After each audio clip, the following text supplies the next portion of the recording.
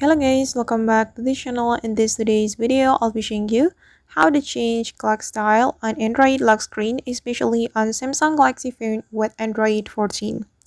Alright guys, first of all, we can go to our settings application on our Android phone, and after we have our settings application opened, we can select the lock screen setting. Click on this lock screen setting and click on this lock screen right here.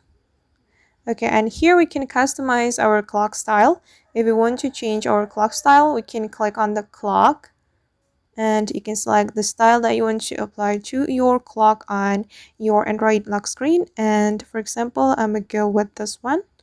We can click on the style that we want to apply, and we can also customize the font as well. So I'm gonna go with this one, and you can adjust the position like this. And then you can also choose the color that you want, and I'm gonna go with this one. Then we can click on done. After we're done selecting the clock style that we want to apply. Okay, and then I'm going to show you how it looks. I'm going to lock my screen and wait. Okay, and this is how it looks. Alright guys, and that's how we can change clock style on Android phone, especially on Samsung Galaxy phone with Android 14.